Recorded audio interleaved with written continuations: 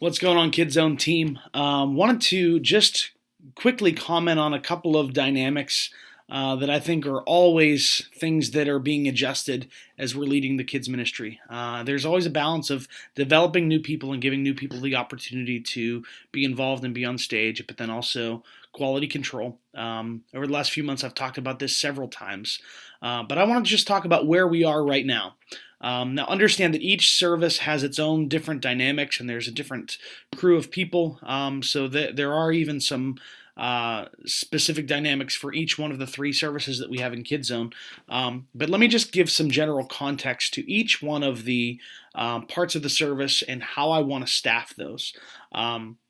A few months ago, we made the shift to have me and Sarah involved a lot on the stage, and in doing that, it limited the opportunities for teenagers to be involved in some ways. So that was important as we were launching KidZone and starting some new dynamics. It was important to set the tone and establish some rhythms of how we want certain things to be done.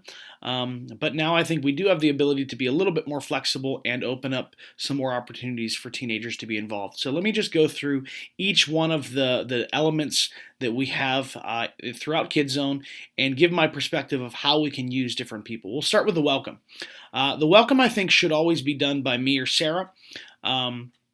Or it could potentially be done with me or Sarah and one of the teenagers to be an assistant. This has to be a high energy experience that sets the tone for the entire time that we have at KidZone.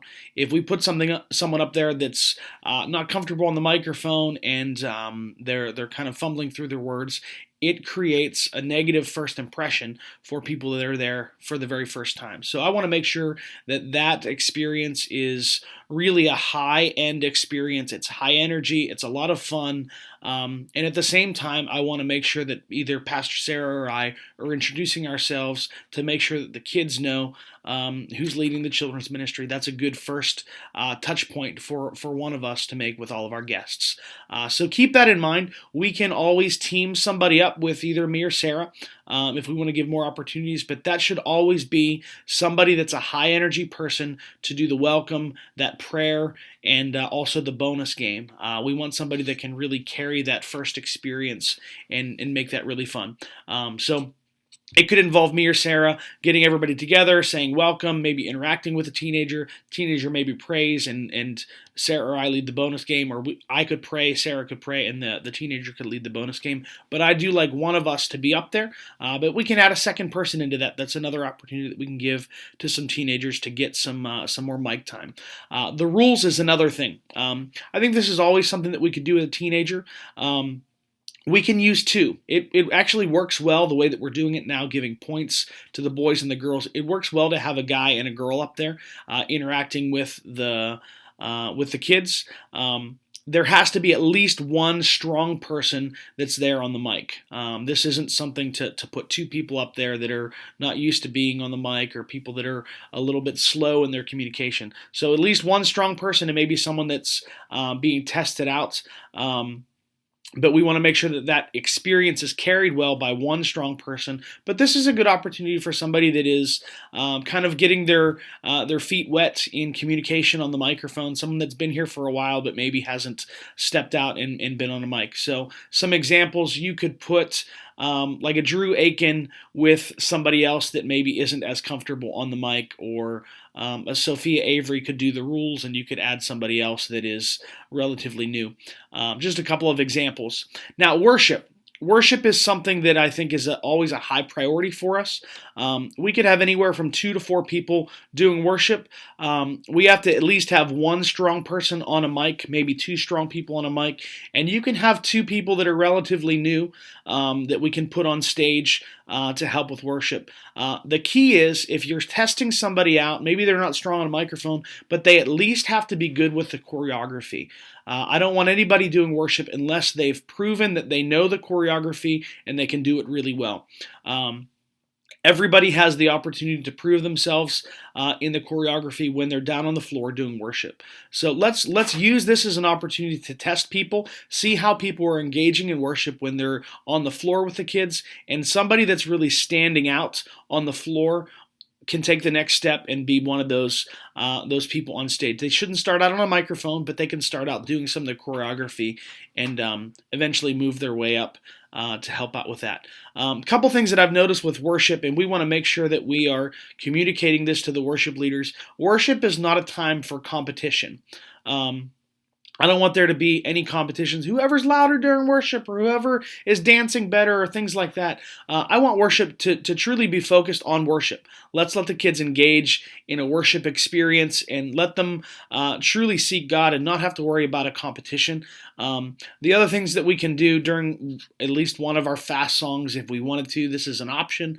We can always do bubbles or throw out glow sticks or have water guns or things like that. But we do want to be careful not to overdo that. It doesn't have to be an every week thing. I actually think that right now our worship dynamics, a lot of this is thanks to Crew 45, are really strong right now. A lot of the kids are engaged. Our 4th and 5th graders seem like they're fully engaged. Much of that is because we're using a lot of them in Crew 45, and that's something that we're expecting of them. So worship, I think, is going really well. That's probably one of our strengths right now. Announcements. I think that announcements always should be done by either Sarah or I. The reason for that is this is a key point in time where we can cast vision for upcoming events like the Easter egg hunt, how we want everybody to be inviting to that. It's not just a time to communicate information, but I want to make sure that it's a time where we're passing off vision for the kids and making sure they know where we're going next. The scripture teaching. That's something that Sarah and I have been doing.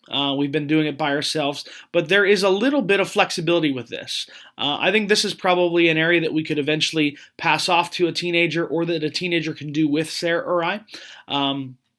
The thing that I want to be very careful with is we no longer use the game as an opportunity to teach the scripture. So I want to make sure that we are genuinely putting a lot of time, effort, and quality into the scripture teaching experience so the kids are actually learning our Bible verse. So when we made this shift a few weeks ago, I wanted to make sure that Sarah or I were teaching that verse and really making sure we're going through the repetition. I think we've established some good rhythms with that. So this is something that if we have a good quality teenager, they may be able to lead it by themselves. Probably right now the best step would be to get some teenagers involved with either Sarah or me in teaching the scripture verse. But we want to make sure that that's a very intentional piece of what we're doing. The game is something that is a teenager's job typically. I know we started a new game recently that required a lot of explanation, so Sarah did that this past weekend. But we can use this as an opportunity for teenagers to be involved. I think there needs to be one main leader that's highly skilled at communication and good on the microphone because there's a lot of details that have to be communicated with the game. But there's always the possibility of having 2 assistants, one on the guy's side, one on the girl's side. We want to make sure that the game is for somebody that has already proven that they are pretty good on the microphone and they can communicate clearly, because if you lack clear communication, it creates some chaos with that game experience. The skit is another thing. We don't always have this throughout Kid Zone, but when we do, I want a highly skilled teenager that's proven to really be able to engage kids in the skit role. This is something that Sarah and I will probably cast, and we'll want to make sure that we're casting somebody that can be there throughout a whole series and be a consistent character. Also with the game, with the story, Sarah or I will typically be the ones teaching, but we actually have some flexibility in that. Maybe once or twice a year we might get somebody else that would teach for us. And then we can use a lot of teenagers in different skits and acting roles, and we can also use Crew 45 with some things like that. And then the final thing is our closing, end of service, final score, secret word into that last game. This is something that I've seen on occasion be a little sloppy.